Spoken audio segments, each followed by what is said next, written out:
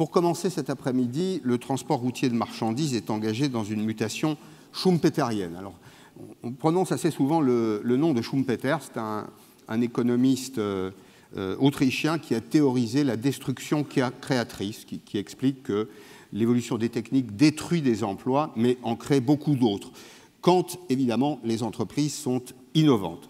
Vous êtes dans cette salle, dans le top 10 des employeurs du secteur privé en France, et pourtant, c'est un peu contre-intuitif dans un pays qui souffre de chômage chronique, pourtant, l'offre de travail n'est pas pourvue et les entreprises que vous êtes recherchent de la main-d'œuvre.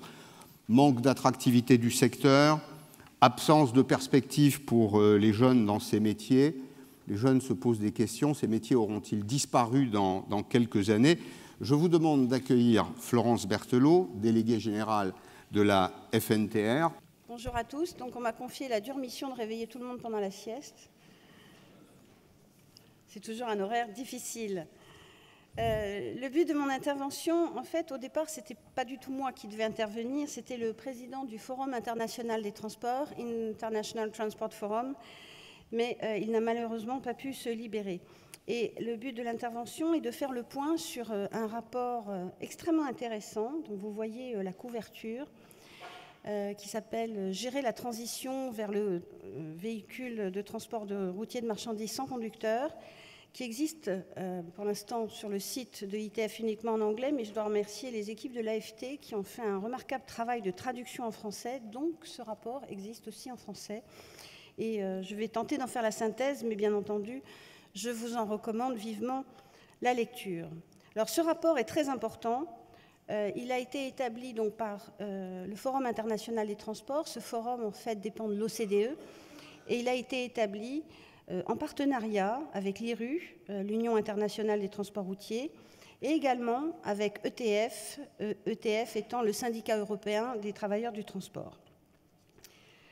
Si je voulais commencer par un petit paradoxe, je vous dirais que ce rapport a été publié le 31 mai, c'est-à-dire le même jour que le paquet mobilité européen dont vous avez entendu parler ce matin, paquet européen qui vise à mieux réguler le secteur du transport routier de marchandises, notamment en matière sociale, à travers les questions de temps de conduite et de repos et de détachement. Et le même jour, on a un rapport qui vient nous parler du véhicule sans conducteur. C'est un sacré paradoxe.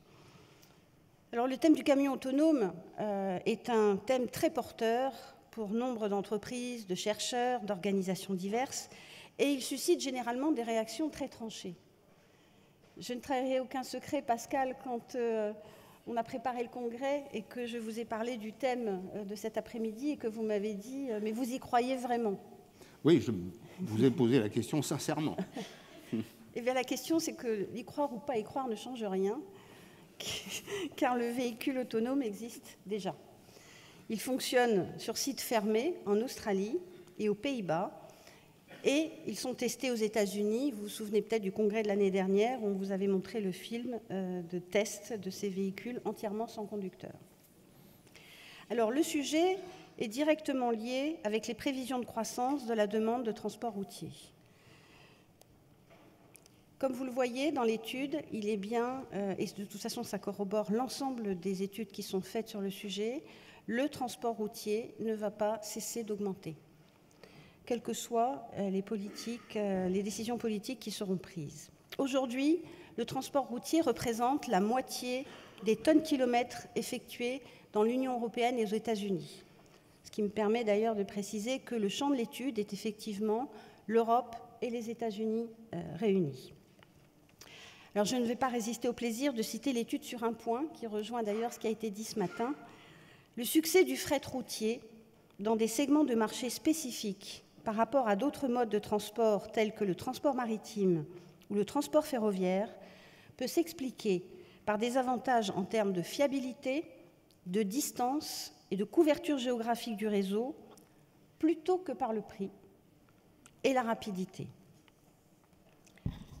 Un rappel important, quand on parle du véhicule autonome, on ne parle pas forcément du camion sans conducteur. Il existe en fait une catégorisation internationale des degrés d'autonomie du véhicule qui vont de 0, véhicule qui n'est absolument pas automatisé, à 5, c'est-à-dire le véhicule sans conducteur.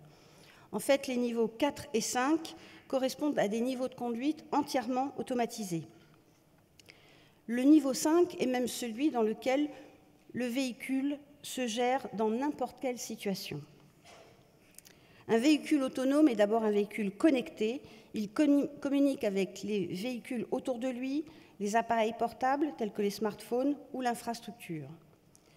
Les systèmes embarqués peuvent collecter une quantité suffisante d'informations extérieures et répondre à ces informations pour permettre au véhicule de fonctionner de manière sûre et sans intervention humaine. Aujourd'hui, l'automatisation totale ne semble envisageable que dans des conditions de circulation optimales, c'est-à-dire principalement en circulation sur autoroute ou avec des conditions météo très favorables. Et le modèle qui a été retenu par cette étude est celui, un peu de science-fiction, semble-t-on dire, où il n'y a pas de conducteur main sur le volant ou même dans la cabine. Mais le parc est connecté à une équipe de conducteurs à distance, dans un centre de contrôle, où ils peuvent intervenir et prendre le contrôle d'un véhicule en cas d'urgence. 2 contextes ont été étudiés dans l'étude, qui sont d'ailleurs assez différents, le transport interurbain de marchandises, donc sur de longues distances, et le transport urbain. L'étude considère que l'automatisation sera beaucoup plus susceptible et réalisable à moyen terme sur des trajets autoroutiers impliquant de longues distances que pour le transport urbain. C'est un parti pris, et on y reviendra un tout petit peu plus tard. Un des premiers développements du véhicule autonome est le platooning. Vous avez peut-être déjà entendu parler du platooning.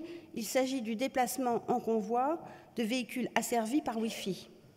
Un camion de tête avec un conducteur circule et est suivi d'un certain nombre de véhicules qui assurent automatiquement le pilotage et le freinage nécessaires pour maintenir une distance de sécurité. Les tests de déplacement en convoi ont déjà eu lieu l'année dernière. Alors, la législation actuelle exige aujourd'hui qu'il y ait un conducteur humain dans la cabine, quelle que soit la situation, même s'il s'agit d'un véhicule suiveur. Donc, pour des raisons purement juridiques, aujourd'hui, le platooning ne permet pas en lui-même un fonctionnement sans conducteur pour les véhicules suiveurs. Mais, si cet obstacle juridique était surmonté, sans doute que le platooning serait une des applications les plus rapides à moyen terme du développement du véhicule autonome. Si on revient sur un véhicule seul qui circulerait de manière autonome, tout dépend d'abord de la technique. Et la technique existe déjà. Quelques chiffres à rappeler que peu de gens connaissent. Les dépenses des constructeurs en matière de recherche et de développement sont considérables. 47 milliards de dollars en Europe et 18,5 milliards de dollars aux États-Unis sont dépensés chaque année pour la recherche et le développement. Alors, bien entendu, l'ensemble de ces sommes ne sont pas dédiées à l'automatisation, mais il y a déjà une proportion importante de ces investissements qui sont consacrés à ce domaine. Chaque année sont vendus 90 millions de véhicules, dont 23 millions de véhicules utilitaires neufs. Aujourd'hui, une course est lancée entre les conducteurs que l'on dirait traditionnels et ce qu'on appelle les perturbateurs ou les disrupteurs. Alors, que sont ces perturbateurs? On en a déjà beaucoup parlé ce matin. Ce sont des perturbateurs qui, en fait, n'ont pas pour activité première la production automobile, mais pour lequel le véhicule autonome viendrait compléter leur offre existante. C'est le cas de Google, qui développerait ainsi sa grande politique de collecte du big data. C'est le cas d'Uber, qui a racheté Otto. Et évidemment, il faut citer Tesla, qui a fait du véhicule autonome un enjeu majeur. L'approche de Tesla, d'ailleurs, est très intéressante. Tesla installe aujourd'hui, dans tous ses véhicules produits, tous les éléments pour que les véhicules soient entièrement autonomes. Et une fois que le fonctionnement sans conducteur sera possible sur le plan juridique, eh bien, il suffira d'une simple mise à jour logicielle. Pas besoin de remplacer le véhicule. En fait, les véhicules sont produits pour être déjà complètement autonomes. Donc la vraie question est celle de lever les obstacles législatifs. Et pour convaincre les législateurs d'intégrer les systèmes sans conducteur au code de la route, il faudra bien entendu démontrer leur performance en matière de sécurité et bien entendu de sécurité routière. Alors l'étude s'est attachée à regarder les implications en termes de coûts, combien finalement peut rapporter ou économiser un véhicule sans conducteur. Le rapport évoque, en tenant compte de plusieurs paramètres, des économies de coûts entre 10 et 30%. Amélioration des flux de trafic, diminution de la congestion, plus grande amplitude horaire, optimisation de la consommation de carburant, utilisation plus intensive du parc, diminution des accidents liés aux facteurs humains. Il faut savoir que les coûts de la main-d'œuvre représentent en Europe 35 à 45% des coûts du transport routier. La proportion est la même aux États-Unis, elle est de 35%. Et cette étude estime que ces coûts pourraient être réduits de 20% par l'arrivée des véhicules sans conducteur. Alors, l'aspect le plus intéressant de ce rapport, et c'est bien pour ça qu'on souhaitait en parler aujourd'hui, c'est le rapport qui est fait entre la pénurie de conducteurs que rencontrent aujourd'hui les États-Unis et l'Europe et son impact sur l'éventuelle demande de véhicules sans conducteur. Ce problème est particulièrement sensible dans le transport de longue distance où les périodes d'éloignement du foyer et une certaine latitude rendent ces emplois peu attractifs aujourd'hui. Le conducteur moyen de camion aux États-Unis a 47 ans et demi, soit 4 ans de plus que le travailleur moyen. C'est à peu près la même proportion en Europe. Et cette population va en vieillissant. Sans les camions sans conducteur, si on les met totalement de côté, on estime qu'à horizon 2030, ce sont 6,4 millions de conducteurs dont on aura besoin en Europe et aux États-Unis. Mais en réalité, en 2030, il n'y aura de disponibles que 5,6 millions de conducteurs. Donc, déjà à horizon 2030, on anticipe un déficit de 800 000 conducteurs, d'ailleurs principalement en Europe. Tout le paradoxe est que le camion sans conducteur pourrait être considéré comme une solution au problème. Mais il pourrait aussi créer le problème si l'adoption de ces véhicules était trop rapide. L'étude envisage 4 scénarios.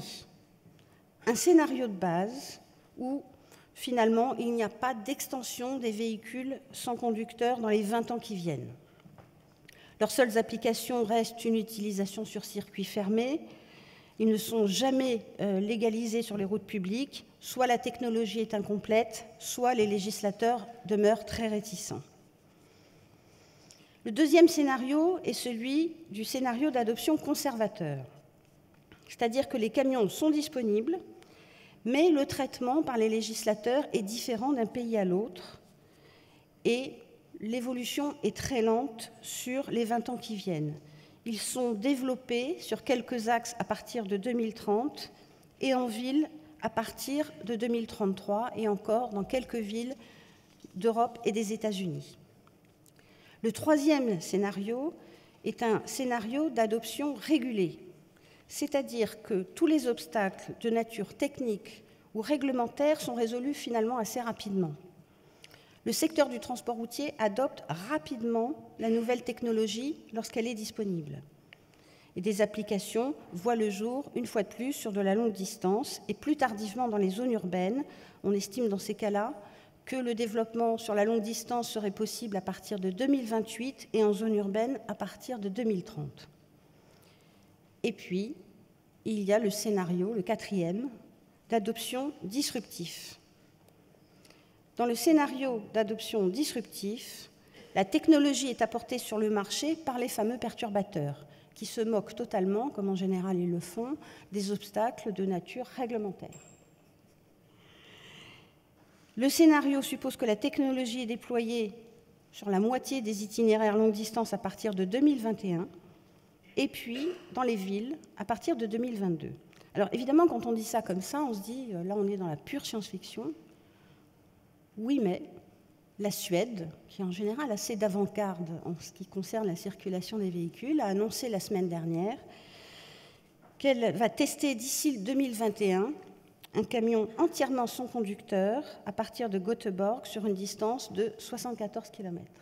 Donc ça veut dire que d'une certaine façon, le scénario disruptif paraît éloigné, mais il ne l'est peut-être pas tant que ça. Alors ce qui est intéressant, c'est de savoir quelles sont les prévisions concernant l'emploi et l'impact sur la pénurie. Si on se met sur les deux derniers scénarios, c'est-à-dire adoption régulée ou disruptif, eh bien on se rend compte que l'adoption très rapide de véhicules sans conducteur aurait pour effet de réduire la demande de conducteurs beaucoup plus vite que la pénurie se crée. Et en fait, l'adoption très rapide de ces véhicules aurait pour effet de détruire l'emploi, malgré la pénurie aujourd'hui constatée. Un déploiement rapide de ces véhicules aboutirait, selon l'étude, d'ici toujours 2030, à une perte de 2 millions d'emplois entre l'Europe et les États-Unis. Les variations sont fortes parce que si on se met sur les scénarios plutôt conservateurs, les estimations laissent à penser que la pénurie demeurerait même si les camions sans conducteur étaient introduits. Donc, comme vous le voyez, les prévisions sont assez volatiles et différentes selon le scénario que l'on retient. Il n'en demeure pas moins, qui est un chiffre très intéressant, que quel que soit le moment où les véhicules sans conducteur sont adoptés, il faut entre 3 et 7 ans pour que 1 million d'emplois de conducteurs soient supprimés. Alors, quel serait l'impact sur le métier de conducteur si les véhicules autonomes sans conducteur se développent ? C'est un parti pris de l'étude de considérer que le métier deviendrait plus urbain, c'est-à-dire que ces emplois de conducteurs demeureraient en zone urbaine, puisque les véhicules se développeraient plus naturellement et plus facilement sur les longues distances, et notamment par autoroute. Il s'agit d'un parti pris. Il y a d'autres études qui disent exactement l'inverse, mais je crois que c'est le propre des chercheurs de nous donner des scénarios qui, en général, peuvent se contredire entre eux. Mais en tout cas, selon l'étude du Forum international des transports, ce métier devient plus urbain, il devient plus stable sur le plan géographique, on perd moins de temps et on réduit le temps passé loin de la famille et des amis, donc il devient plus attractif pour les nouveaux arrivants sur le marché du travail. De nouveaux emplois émergeront probablement, comme celui du conducteur à distance, qui n'est même plus un conducteur, qui est une sorte de pilote qui opère dans une salle de contrôle avec un niveau de confort et de stabilité géographique supérieur à celui des emplois mobiles qui sont ceux d'aujourd'hui. Ceci posé, et dans ces perspectives, quelles options pour les futurs conducteurs de camions qui se trouveraient sans emploi si au moins les deux scénarios se réalisent ? Alors, l'argument classique consiste à dire que les travailleurs ayant perdu leur emploi, c'est ce que vous évoquiez, l'aspect schumpeterien, retrouveraient un autre emploi dans n'importe quel autre secteur industriel. C'est la grande surprise de l'étude. Ça n'est pas forcément vrai. Parce que la vision pessimiste de l'arrivée des véhicules sans conducteur part du postulat que cette fois-ci, c'est différent. Pourquoi cette fois-ci, c'est différent ? Parce que l'automatisation, si elle gagne les véhicules lourds de transport, c'est qu'elle aurait en fait gagné bien d'autres secteurs de l'économie. Et ce qui veut dire que ça entraverait la reconversion de personnel dans un autre secteur de même nature, puisque tout s'automatiserait en même temps. Il y a une vision, heureusement, plus optimiste de l'impact de l'automatisation, qui fait que l'automatisation, surtout si elle est progressive, eh bien, le nombre d'emplois supprimés correspondrait au nombre d'emplois créés. Au Royaume-Uni, il existe des preuves que le nombre d'emplois créés est supérieur à celui des emplois perdus suite à l'introduction de l'automatisation.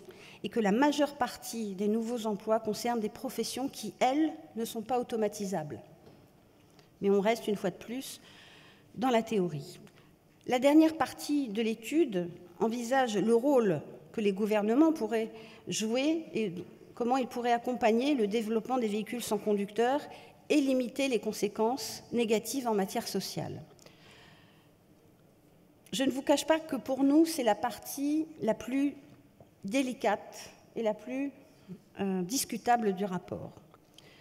L'étude dit que les gouvernements ne sont pas obligés d'être des participants passifs au développement et à l'adoption des technologies et qu'ils pourraient intervenir de manière active au sein du marché. Ces interventions sont de deux natures, soit influer sur la vitesse de l'adoption des technologies sans conducteur, c'est-à-dire en fait les gouvernements interviennent pour ralentir, s'ils existent, ces véhicules complètement autonomes. Ça nous paraît peu probable dans la mesure que ça reviendrait à dire est-ce que les gouvernements auraient pu empêcher le développement des smartphones ? Et donc pour nous, ça n'est pas tellement envisageable. Et les gouvernements peuvent bien entendu intervenir pour accompagner socialement les conducteurs qui auraient perdu leur emploi. Selon nous, la décision politique a toujours un temps de retard certain sur le développement de la technologie et malheureusement, les gouvernements en sont souvent réduits à gérer les conséquences sociales de l'adoption de ces nouvelles technologies. Alors, le rapport recommande que les gouvernements s'appuient sur un organisme qui regroupe les acteurs du secteur, entreprises, conducteurs, organisations professionnelles, syndicales, constructeurs et représentants du gouvernement, afin de mieux anticiper ces évolutions. On ne peut bien entendu qu'y souscrire, mais selon nous, cette coordination ne peut pas se faire à un niveau national. Elle doit se faire à un niveau transnational et en premier lieu européen. Au final, pour nous, et c'est le plus important, il importe d'abord que ce soit notre secteur d'activité qui anticipe ces évolutions. Car c'est cette anticipation qui nous permettra de mettre en place les outils indispensables pour que cette technologie ne soit pas appréhendée avec crainte ou avec peur, mais avec enthousiasme. C'est tout l'enjeu de mettre au point dès aujourd'hui et déployer des formations professionnelles adaptées aussi bien en formation initiale qu'en formation continue. Aujourd'hui, on l'a évoqué souvent aujourd'hui et hier d'ailleurs, en France, mais partout en Europe, le secteur rencontre une très grave pénurie de conducteurs, mais aussi d'autres personnels. Et il serait particulièrement dangereux de laisser penser que ceux qui rentreraient aujourd'hui dans notre secteur seraient finalement, dans 10 ans, considérés comme parfaitement inutiles. Ce que nous souhaitons dire, c'est que ceux qui rentrent aujourd'hui, nous ne laisserons pas au bord de la route. Et c'est cette conclusion que le rapport n'a pas faite que nous souhaitons faire aujourd'hui. Merci. Merci Florence.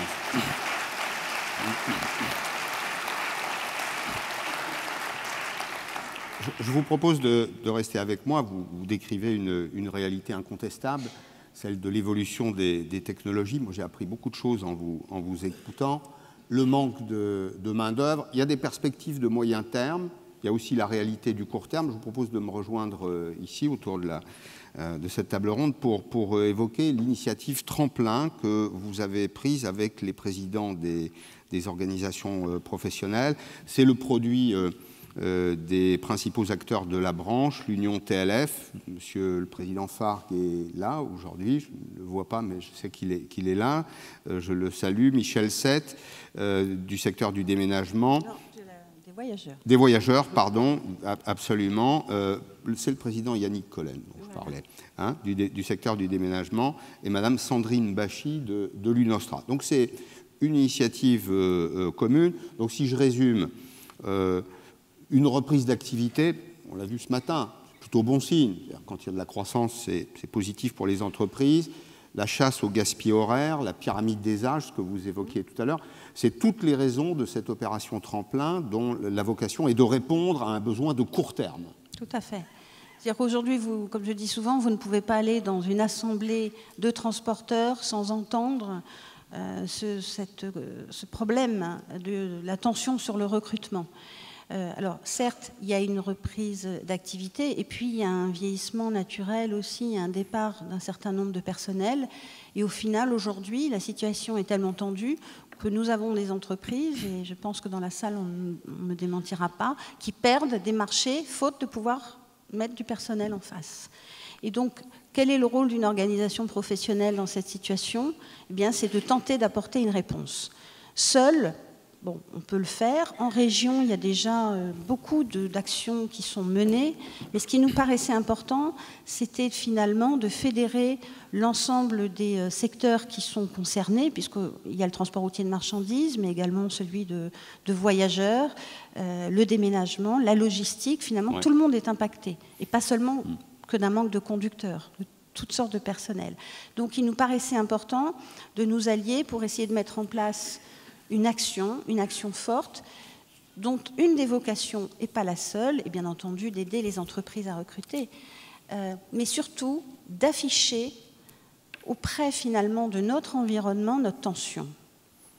Il est sidérant, et on l'a dit à plusieurs reprises, de rencontrer aujourd'hui les services publics de l'emploi, notamment Pôle emploi, mais ce n'est pas forcément le seul, qui s'étonnent que nous soyons en tension. Ils ont l'air de découvrir le problème. Or, pour nous, il est important de montrer à travers l'action de nos organisations, donc FNTR, Union TLF, Chambre syndicale du déménagement, FNTV et UNOSTRA, que nous sommes tous concernés par ce problème-là. Avec une vraie logique, là je renverse le sens du mot attractivité. Vous dites que le métier manquerait d'attractivité, pourtant les contrats que vous offrez sont des contrats de long terme, des contrats à durée indéterminée, avec des niveaux de revenus qui sont à peu près au niveau du revenu moyen en France. Oui, largement. Bien sûr, les entreprises qui aujourd'hui veulent recruter des CDI. Et donc vraiment, là, c'est même pas une promesse, c'est que c'est un besoin. Nous avons besoin de recruter des personnels sur le long terme et les niveaux de rémunération sont très largement supérieurs à ce que l'on entend partout. Oui, on parle beaucoup de petits boulots, de travaux mal payés, de travailleurs pauvres, ce n'est pas le cas. Là. Non. Et ça, toutes les statistiques, notamment de la DARES, qui est quand même un organisme officiel, témoignent que le niveau de smicartisation, c'est un terme que nous, on n'aime pas du tout, est très largement inférieur dans notre secteur à d'autres secteurs. Bon, comment vous allez construire, comment vous avez déjà conçu cette campagne? Comment faire en sorte que tous ceux qui sont en face, qui peuvent offrir leur main-d'œuvre, leur capacité contributive, comment s'adresser à eux, comment redorer un peu l'image du secteur? Alors, ça se fait en plusieurs temps. D'abord, il faut savoir que dans notre secteur, on a des systèmes de financement de la formation et de formation performants qui sont vraiment spécifiques à notre secteur.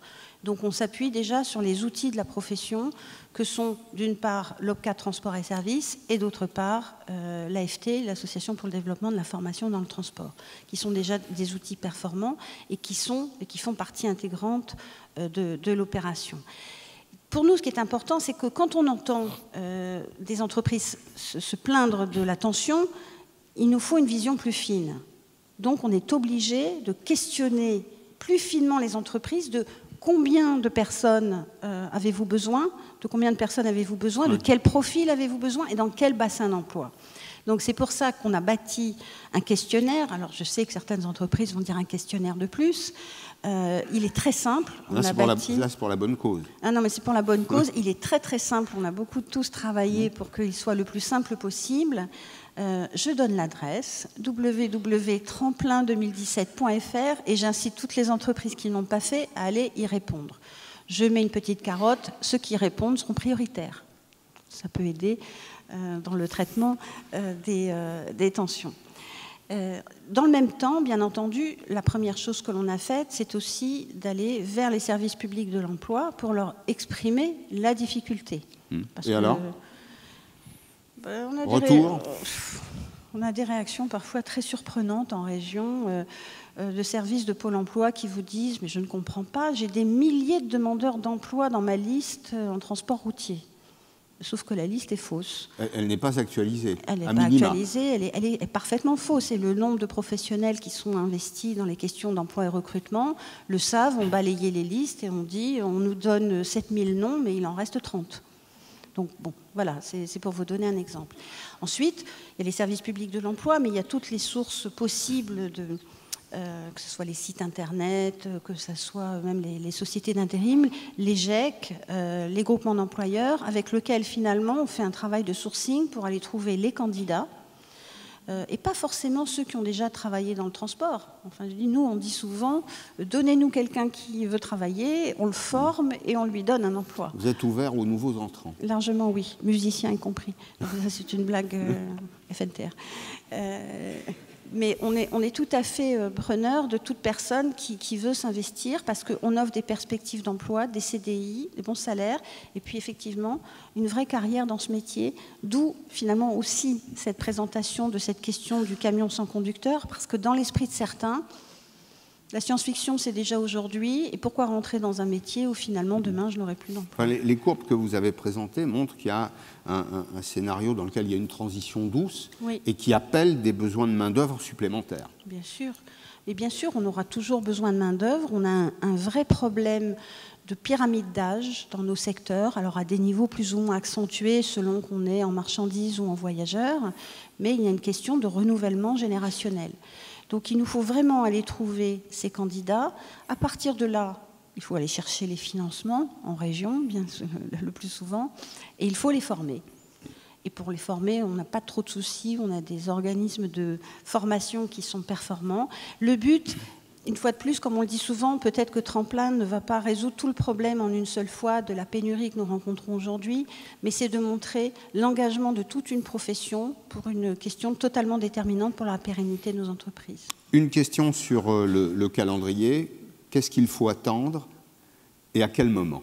Alors, qu'est-ce qu'il faut attendre? C'est que le questionnaire, il est encore ouvert encore pour quelques jours, puisque notre but est d'établir une cartographie par bassin d'emploi des besoins des entreprises en début de mois de novembre. Les contacts ont déjà été pris avec les services publics de l'emploi et nous commençons d'ores et déjà, mais nous poursuivrons en novembre, tout ce travail de tri des CV, etc. Et dès que effectivement on commence à ce qu'on appelle appairer les demandes et les offres, il faut mettre les formations en face. Alors les formations, ça prend un tout petit peu de temps, mais néanmoins le but c'est d'être très opérationnel pour le début de l'année 2018. Donc des gens dans les cabines, de la main-d'œuvre dans les cabines, des mains sur les volants, comme vous le dites. Oui, mais aussi au début 2018.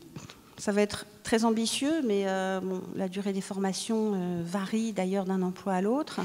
Mais le but, c'est d'essayer d'apporter une première réponse. Et on dit que si ça ne marche pas assez, ça marchera, mais si ça ne marche pas assez en 2017, on recommencera en 2018. Et j'insiste, ce n'est pas que des conducteurs. Non, ce sont des personnels en entrepôt-logistique, ce sont même des commerciaux, ce sont vraiment tous les métiers qui sont concernés. Bon, il y a peu de secteurs dans l'économie française qui créent beaucoup d'emplois. Je le disais, vous êtes dans le top 10 des entreprises privées, des employeurs privés en France. On l'a vu ce matin à travers nos échanges, les besoins de transport et de logistique ne diminuent pas. Non. Simplement, ils sont en train de changer. C'est un peu la polarité qui change dans ce nouveau monde, dans ce monde qui se présente à nous. Ça suppose donc des formations supplémentaires, des gens plus qualifiés aussi. Je rappelle régulièrement que malheureusement en France, plus de 50% des chômeurs n'ont pas le bac et aucune qualification professionnelle. Pour trouver du travail demain, il faudra donc acquérir des connaissances et des savoirs. Oui, tout à fait, mais nos formations et les professionnels sont très investis dans l'élaboration des formations, se sont toujours adaptés et ont même anticipé un certain nombre de changements et on continue à les anticiper. C'est un métier qui est technologique, mais déjà dans les formations, il y a de la technologie. Et puis c'est un métier attractif et il nous faut, vous avez évoqué effectivement la question de l'attractivité, il nous faut aussi avoir une campagne de valorisation de ces métiers. Alors on peut faire des campagnes de publicité à la télévision, ça peut être très joli, mais il faut surtout que ce soit ceux qui sont dans le métier qui viennent en parler. Parce qu'entre une certaine image qui est donnée, soit par les pouvoirs publics, soit par d'autres acteurs, et puis quand vous entendez parler... J'entends journaliste quand j'entends... Non, pas du tout. Non, les autres acteurs, mais je sais pas. Il y a peut-être les organisations syndicales dans la salle, donc je fais attention. Mais il est vrai que quand vous entendez et aller en entreprise, écouter des conducteurs ou des personnels parler de leur métier et de leur fierté, Et là, vous comprendrez que toute l'image négative qui peut être véhiculée est parfaitement fausse. J'ai juste une dernière question. Est-ce que cette campagne sera aussi destinée au grand public pour corriger l'image, pour amender, améliorer, enfin, coller un peu plus au réel finalement? Oui, bien sûr, mais ça, c'est un travail de chaque jour. C'est le travail que l'on ne cesse de faire et bien entendu, il se poursuivra avec cette campagne de valorisation des métiers et cette attractivité. Pour nous, il ne sert à rien de faire une jolie campagne de publicité si les gens doivent être déçus après. Il ne s'agit pas de faire de la com. Il faut tenir la promesse. Il faut tenir la promesse. Aucun doute que la promesse, elle est tenue en entreprise, mais pour nous, il faut que ce soit vraiment ceux qui travaillent déjà dans l'entreprise qui puissent venir en parler. Merci beaucoup, Florence. Merci. Merci, Florence Berthelot.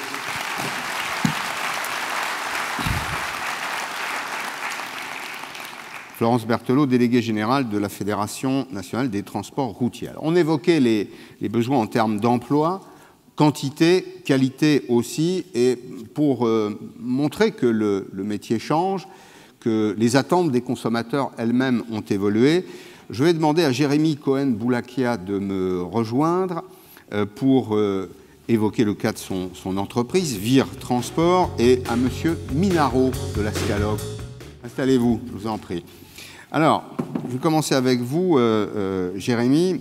Vire Transport, c'est très à la mode. On dit qu'il faut maintenant mettre en œuvre des politiques de l'offre. On passe d'une politique de la demande à une politique de l'offre. Ça veut dire qu'il faut offrir des services additionnels. En tout cas, regarder les consommateurs vivre.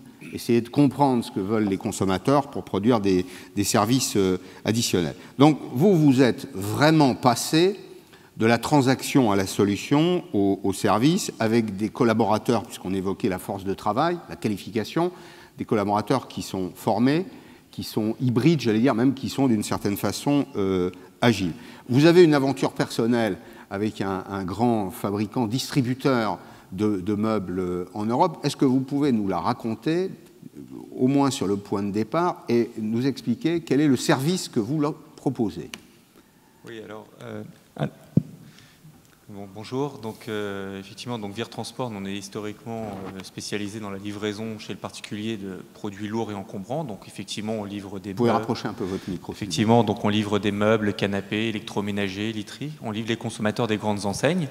Donc on avait jusque-là affaire directement aux grandes enseignes avec lesquelles on traitait, qu'on considérait donc comme nos donneurs d'ordre. On livrait leurs consommateurs.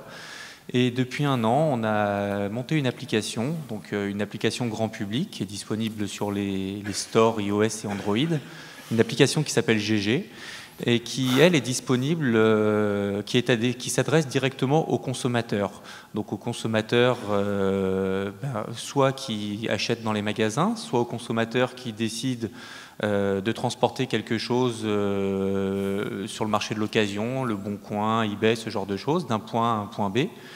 Et c'est effectivement une politique de l'offre, parce qu'on a mis à disposition des consommateurs un nombre très important de livreurs aux quatre coins de l'Île-de-France, 7 jours sur 7, de 7h à 22h, qui sont des chauffeurs qui sont disponibles en un clic, à la manière finalement d'une fonction de VTC, sauf qu'en un clic, on commande son chauffeur, son camion, d'un point A à un point B.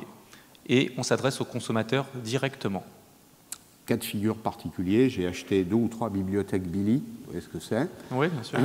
Je suis quelque part en banlieue parisienne ou dans la banlieue d'une grande ville, et j'ai un problème tout à la fois de transport et de montage. Donc, je dois télécharger l'application, je l'ai fait préalablement. Comment ça se passe concrètement? Concrètement, vous pouvez donc télécharger l'application, vous créez votre profil avec votre numéro de téléphone, votre email, votre numéro de carte bleue. Quand vous allumez l'application, elle vous géolocalise.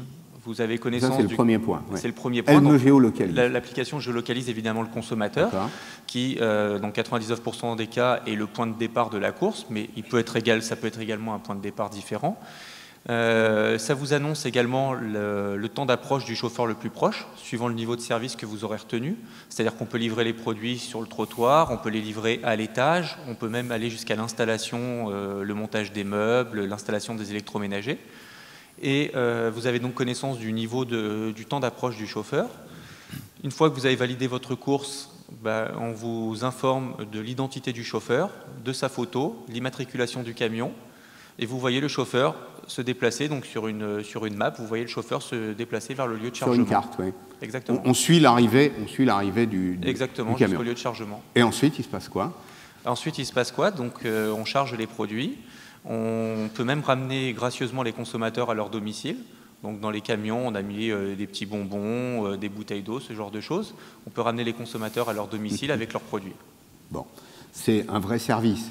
C'est une vraie solution. En réalité, c'est plus simplement une transaction que vous menez. De notre point de vue, c'est une digitalisation dans les règles de l'art, dans le respect de la législation, d'un métier historique qu'on pratique depuis 32 ans maintenant, et qui a migré de plus en plus vers des besoins d'immédiateté, 7 jours sur 7, le dimanche, les jours fériés, le soir jusqu'à 22 h, ce genre de choses.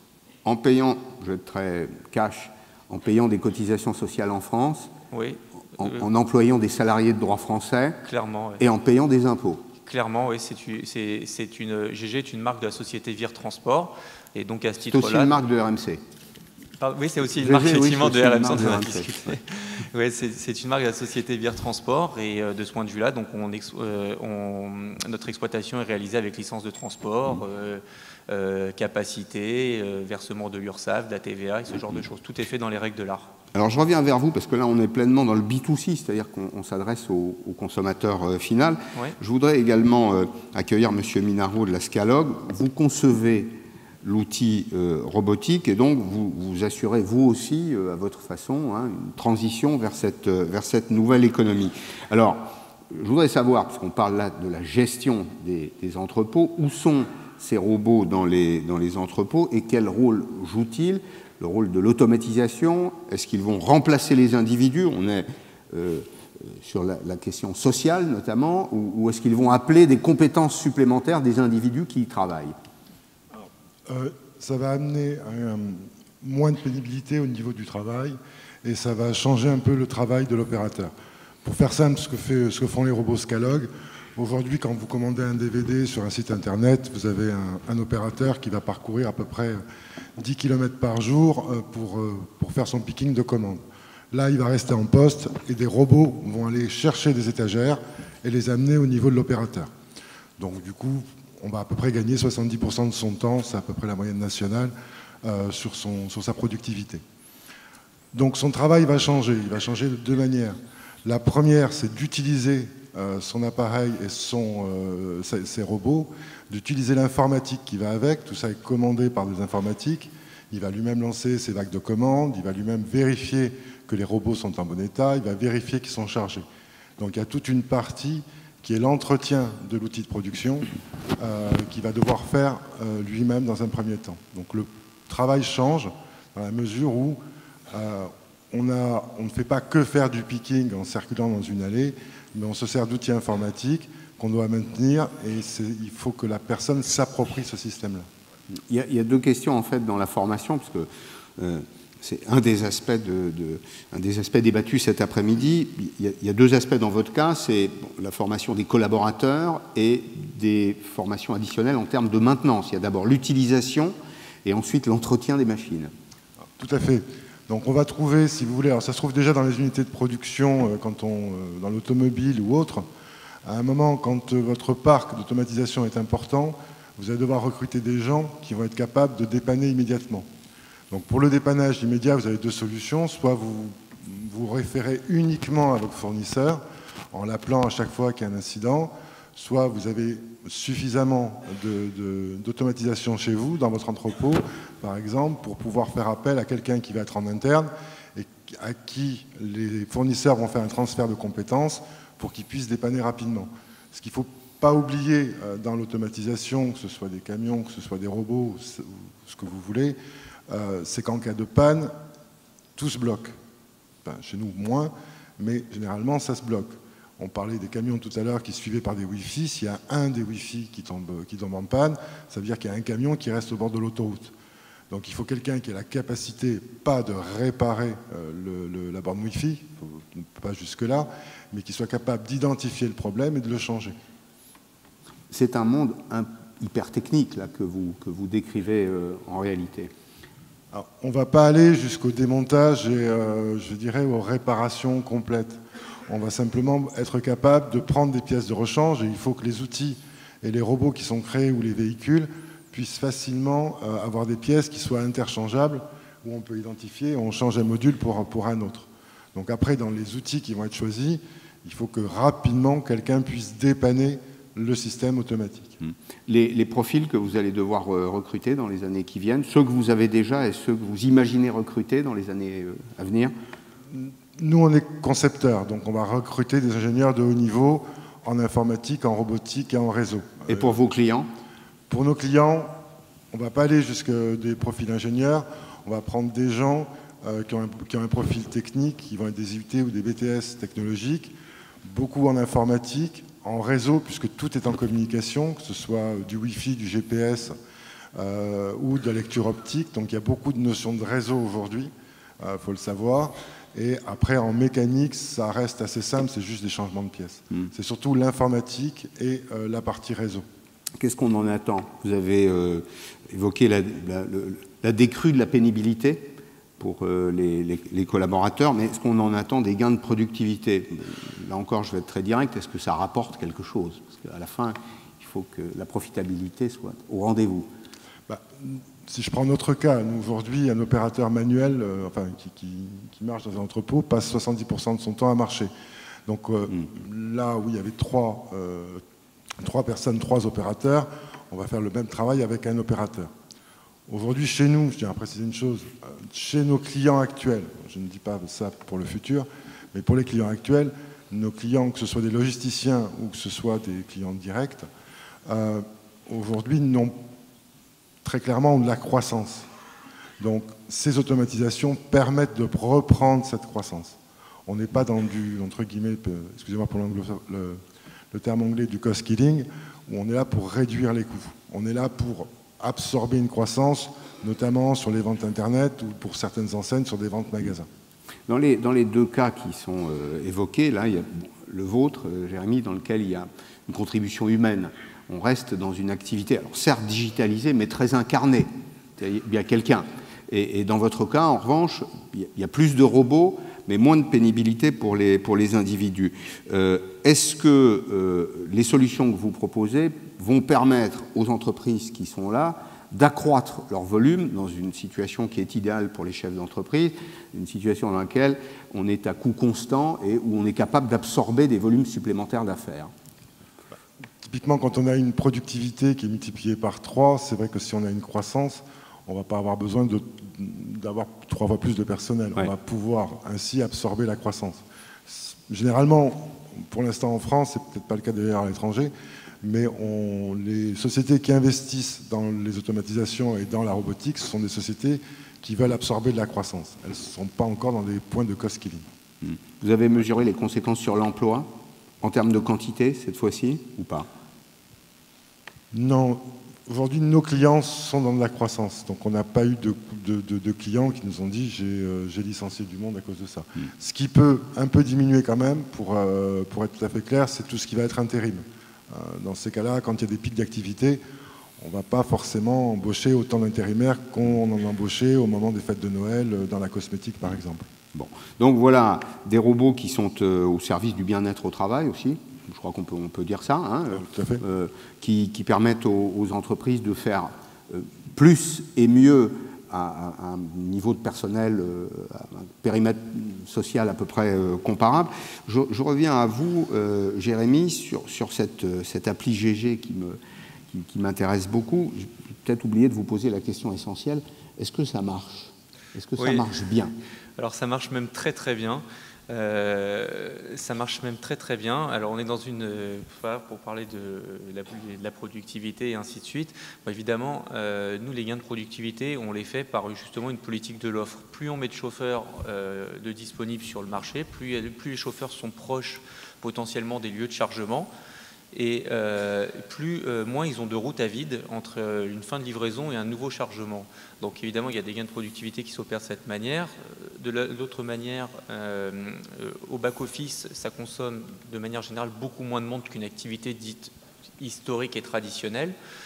Et oui, GG gagne un petit peu d'argent depuis cet été. Ça fait donc au bout de 6 mois, gagner un petit peu d'argent dans cet univers très concurrentiel. Ouais, c'est très très encourageant. d'autant plus qu'on le fait dans les règles de l'art, ce qui rend les gains encore plus difficiles à atteindre. Donc oui, c'est très prometteur. Cette activité va peu à peu remplacer l'autre ou vous la développez en marge?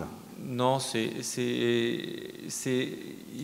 on constate une appétence pour l'immédiateté qui est arrivée par Uber, Deliveroo, Amazon.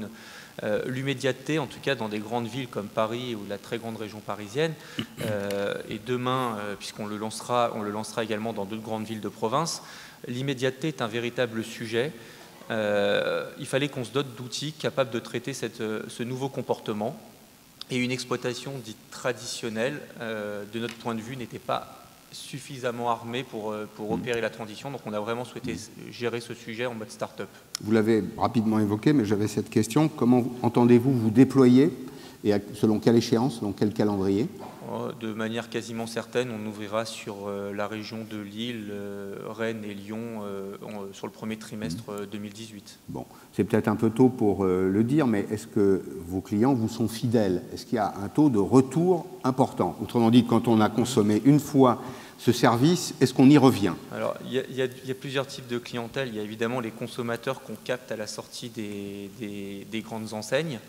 Et il y a les consommateurs qu'on capte, ce que nous on va appeler ce qu'on capte à la sortie des grandes enseignes qu'on peut appeler B2C et ce que nous on va appeler C2C, c'est-à-dire des consommateurs qui, pour leurs besoins personnels, de déplacer un matelas de chez eux à une autre adresse ou c'est vraiment des tout petits déménagements si on peut dire. Qu'on capte via les réseaux sociaux de type Facebook, Instagram, ce genre de choses. Ouais, vous êtes connecté aux réseaux sociaux. Ça a été clairement un élément important du succès? Ouais, ça fait une image volontairement décalée et présente sur les réseaux sociaux où on écrit aux consommateurs avec des smileys, ce genre de choses. Oui, c'est des méthodes qu'on n'a pas ailleurs que chez GG au sein de VIR. Typiquement, c'est monsieur et madame X qui vont installer leur fils ou leur fille à Lyon pour des études, ou à Lyon, à Marseille ou ailleurs, qu'importe. C'est ce type de client?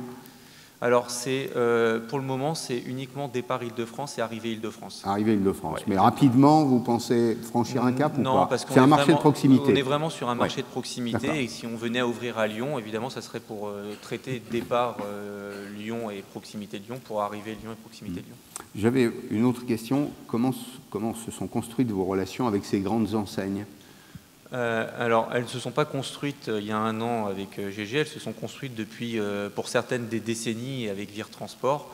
Donc évidemment, quand on les appelle et qu'on avait déjà des relations historiques et qu'on est à même de leur proposer de l'innovation dans les règles de l'art, on a l'écoute des grandes enseignes. L'écoute est favorable. C'est ouais. Parce que VIR Transport avait des relations historiques avec ces grandes enseignes que vous êtes réunis un jour en disant on a pensé à un service qui correspond à une demande du marché. On a la crédibilité parce qu'on n'est pas une solution, on n'est pas une plateforme, on n'est pas simplement une plateforme numérique, on est avant tout des transporteurs, des livreurs, des monteurs de meubles et des installateurs d'électroménagers. Donc on a une véritable expertise qu'on a tout simplement voulu digitaliser. Bon. C'est vous qui avez eu cette idée, à titre personnel? Oui. Si je suis cash à nouveau, vous l'avez eu parce que vous êtes jeune, parce que vous regardez les autres vivre? Je ne sais pas si je l'ai eu parce que je suis jeune, je l'ai eu parce que je suis utilisateur de Amazon, Uber, Deliveroo et que je suis devenu un utilisateur inconditionnel de toutes ces choses-là et je voyais apparaître potentiellement des solutions qui pouvaient concurrencer notre activité historique. On se devait de réagir. Ce que vous nous dites en substance, c'est que dans votre métier, qui peut paraître un peu traditionnel, celui du transport routier, il existe aujourd'hui des gisements de développement, des gisements de croissance qu'on capte en regardant vivre les consommateurs, en mesurant véritablement leurs attentes et en mobilisant les réseaux sociaux. Exactement. Bon. Si je vous demande à l'un et à l'autre pour conclure, puisque c'était la thématique de ce début d'après-midi, comment voyez-vous l'avenir social de ce secteur ? Est-ce que c'est un secteur qui va créer des emplois? J'ai l'impression que oui, des emplois plutôt valorisés. Ce n'est pas un secteur en déshérence aujourd'hui, Jérémy. Ah non, nous clairement, on a, tout à l'heure il y en avait une intervention sur la pénurie des chauffeurs, nous clairement, on est en manque en permanence de chauffeurs, on cherche en permanence à créer des postes, évidemment, évidemment à la conduite, mais nous ils sont chauffeurs-livreurs, et pour certains, chauffeurs-livreurs, monteurs de meubles, installateurs d'électroménagers, donc ils sont même très souvent 2 dans le véhicule, donc c'est... en plus de la capacité à conduire le véhicule, il faut y additionner d'autres compétences. Bon, M. Minaro. Sur la partie robotique, il y a, pour nos clients, il y a des embauches supplémentaires en termes de personnel, parce que c'est aussi la croissance qui veut ça. De notre côté à nous, c'est des ingénieurs en conception et c'est aussi de la fabrication, puisque plus on vend de robots, plus on en fabrique, plus il faut de gens pour les fabriquer. Donc là, ça se déporte plutôt vers des fabrications qui aujourd'hui sont réalisées en France. Merci beaucoup, messieurs. Merci beaucoup. Merci.